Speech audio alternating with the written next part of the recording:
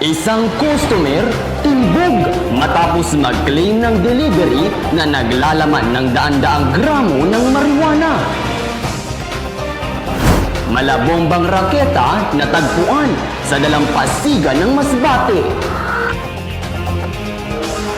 Kakarampot na kita ng mga kasambahay, madadagdagan na.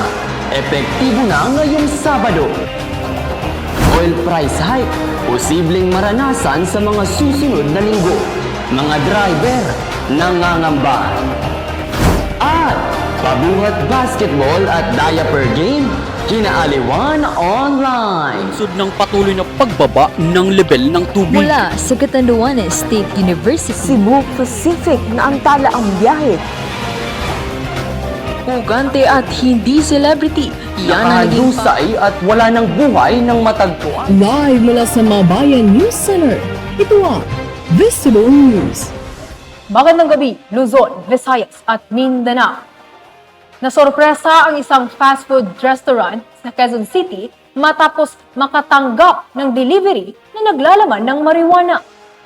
Nang tangka namang kunin ng may-ari ang delivery, doon naman siya binulaga at dinampot ng pulisya. Timbog ang isang customer matapos mag-claim ng delivery sa isang fast food chain sa barangay Laging Handa, Quezon City na naglalaman ng marijuana. Ayon kay Police Lieutenant Colonel Leonie An de la Cruz, Station Commander ng Kamuning Police, isang delivery rider ang nag-iwan ng kahon sa harap ng fast food manager ng isang fast food chain. Saad ng manager, iniwan muna ng rider ang kahon dahil mayroon naman daw tatawag sa restaurant para kunin ang delivery. Agad namang nagduda at tumawag sa barangay ang manager nang maamoy ang masangsang na amoy na nanggagaling sa kahon.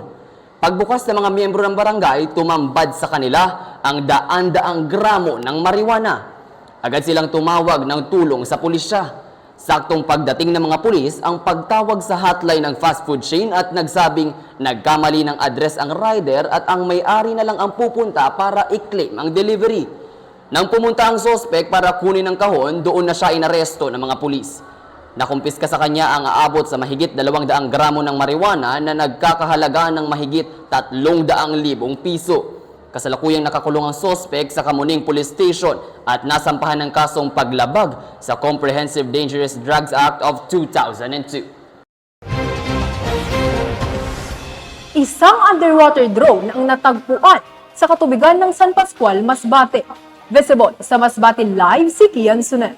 Kian?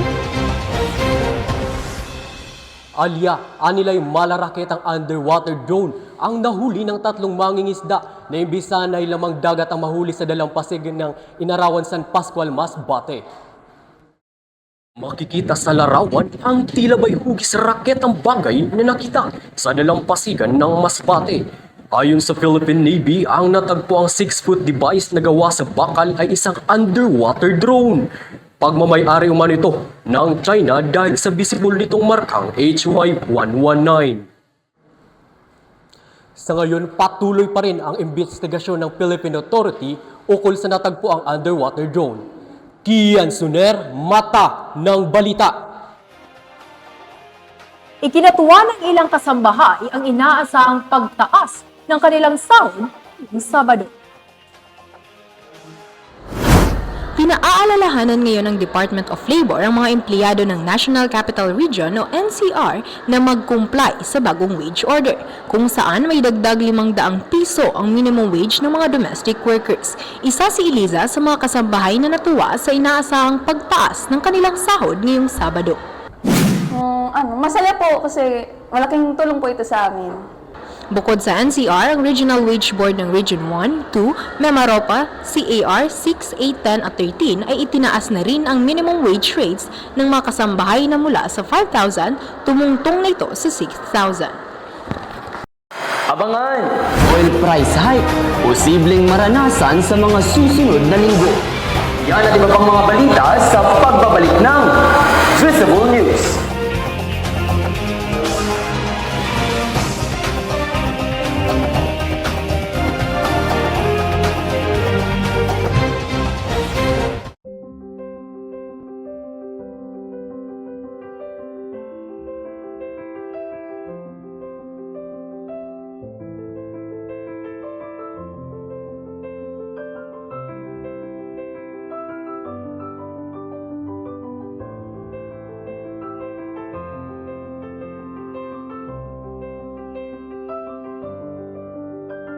tayo'y nabubuhay dahil sa ating kapaligiran. Mas mainam kung ito'y ating alagaan. Posibleng maranasan ng oil price hike sa bansa. Visible sa Metro Manila live si Chelsea Torrente. Chelsea?